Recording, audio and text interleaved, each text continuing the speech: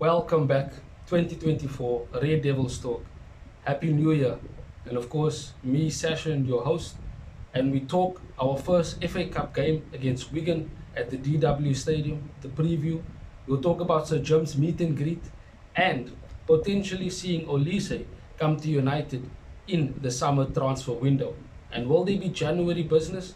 I'm not too sure about that. But we'll speak about all of those things in today's video. Subscribe to the channel, drop a like, share the video, and of course, stick with me.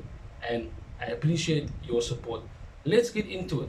So, the first video of the year, and there's a bit of positivity around Man United with Sir Jim going around, having a meet and greet and having a Q&A session with staff members and, shall I say, certain fans who are allowed to be there.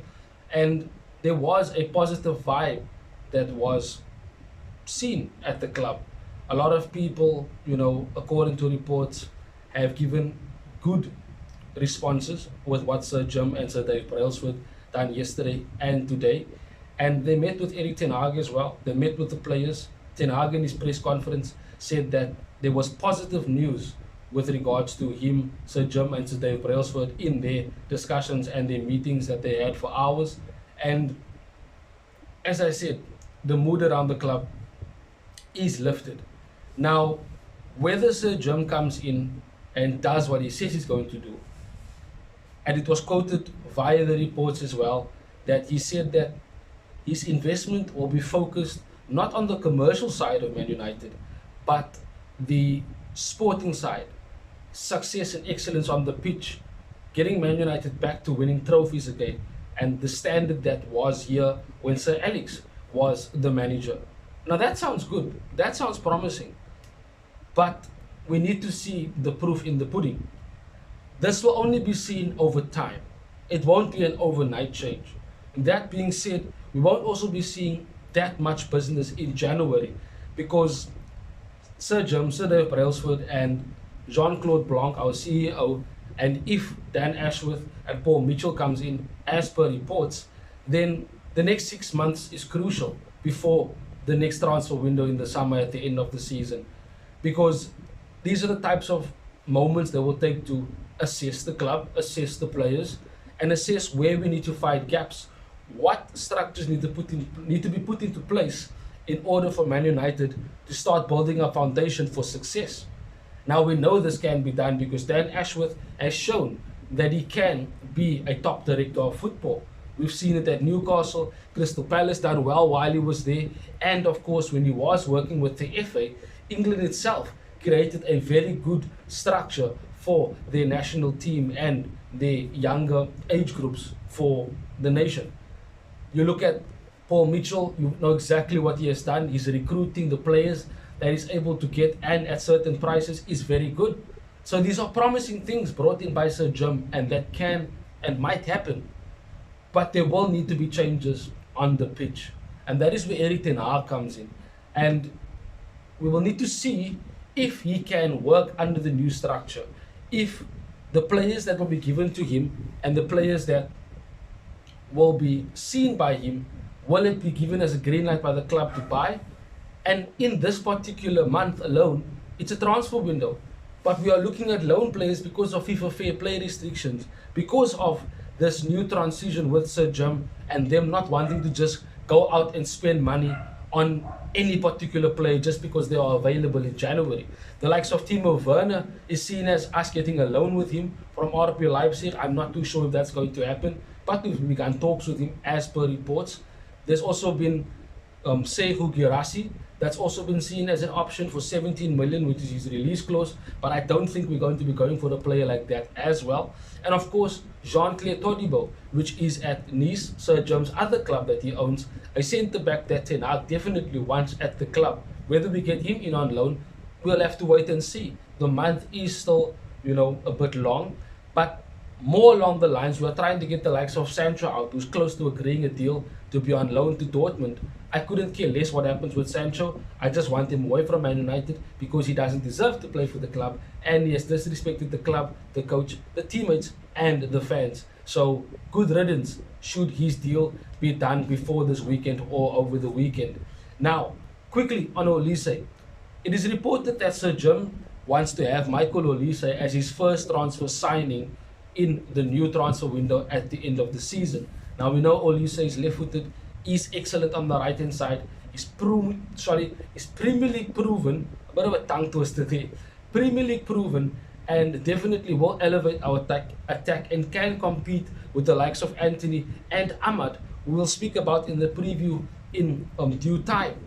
But he is an English player, and he is the type of player that can, as I said, elevate our attack. But with him wanting to be Sir Jim's first signing, that shows a different direction where we are going in terms of our recruitment and transfers.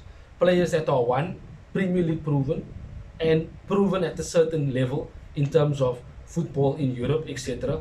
And players with world-class potential, and that definitely will come in and impact and benefit the team.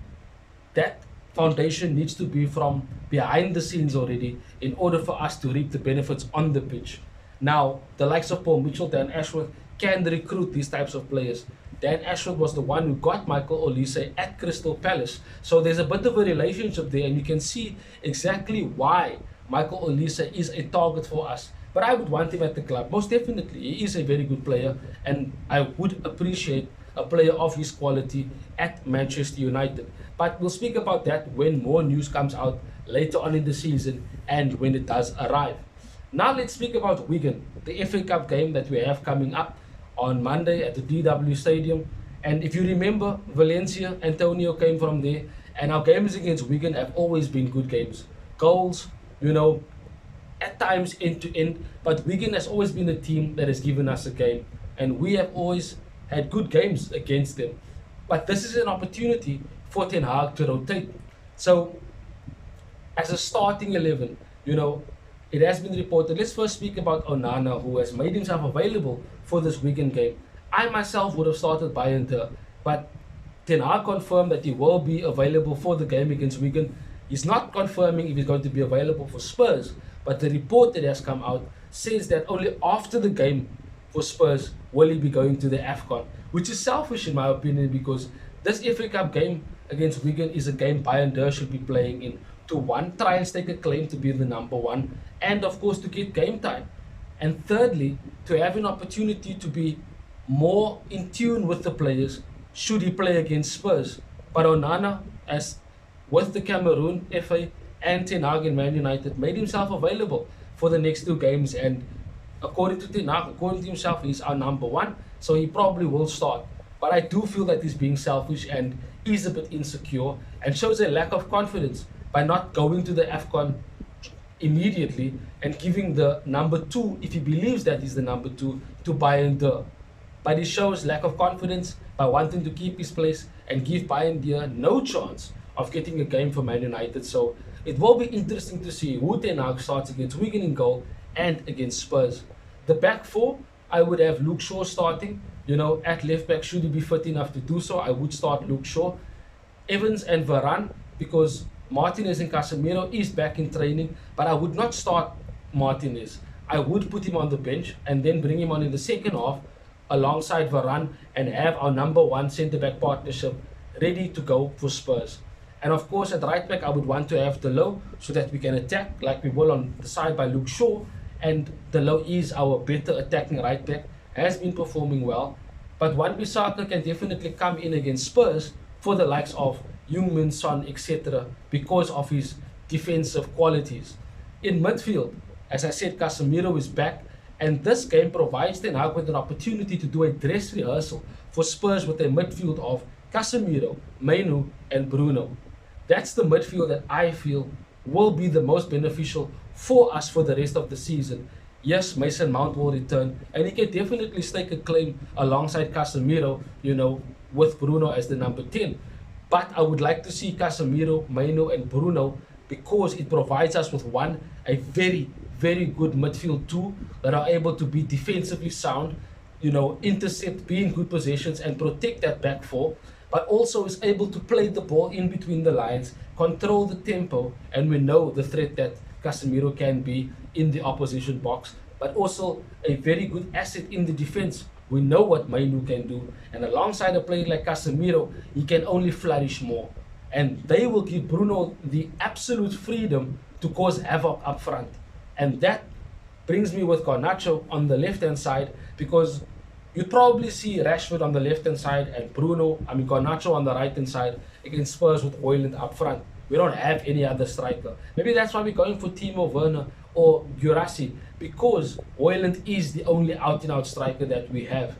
And on the right-hand side, because of his cameo against Nottingham Forest, he did quite well when he came on, done more than what Anthony did, so should start against Wigan in my opinion and get a proper opportunity to show his qualities, and also play with the likes of Bruno, play with the likes of Højlund more and Casemiro them, so that he can get used to their rhythm, they can get used to him, and he can start being a much better player for Man United. I do believe that he is better than Anthony on a technical level and has shown that, but will have to be consistent in that aspect. So this is a game for him to play, so that over the weekend you look to probably start Rashford and Garnacho on your wings with Højlund up front. But this team is capable of winning Wigan, and if we want to take the FA Cup seriously, which we should, because it's our only opportunity of a trophy, then we should be winning these type of games early on in the FA Cup campaign, and then find ourselves in the quarters, semis, and then see where that takes us and who our opponents might be. Maybe get a loan or two in, get rid of, the likes of Sancho, the likes of Martial, maybe, who will not have his contract extended. Quickly on that, Wan-Bissaka, Lindelof and Hannibal maybe had their contracts extended by another year, so they will be with us. And that's simply because I think, one, they might be looking to be put on the market, or two, they basically just cannot be replaced right now. So the replacements will probably be looked to be seen in the summer transfer window and not this particular window. So it's just a bit of protecting our assets from a business sense, and not to lose them on a free. But Martial might leave on a free, or he might leave in this particular month if a good enough offer comes in. But this is a game that we should be winning, and it is a game that I do believe we can win. Let's forget about Nottingham Forest. This is a clean slate. Sir Jim has started his work and will continue to do so. It does look like good, promising things are ahead for Manchester United. A bit of a positive vibe around the club right now. Maybe that has given the players the type of confidence and impetus that they needed. We will see against Wigan what type of players turn up, what the mentality is. And of course, against Spurs, we'll have to see even more if we want to find ourselves in the top four at the end of the season. But thank you for joining me. It's going to be a very, very busy rest of the season for us, considering our squad and considering what is ahead for us. But exciting times, and we have to remain positive. Hope is all we have, and we have to remain strong as Man United supporters. But enjoy the rest of your day. Thank you for joining me. I'll see you in the next one. Bye-bye, Red Devils. Thanks for watching. If you want more content on Manchester United, like, share and subscribe.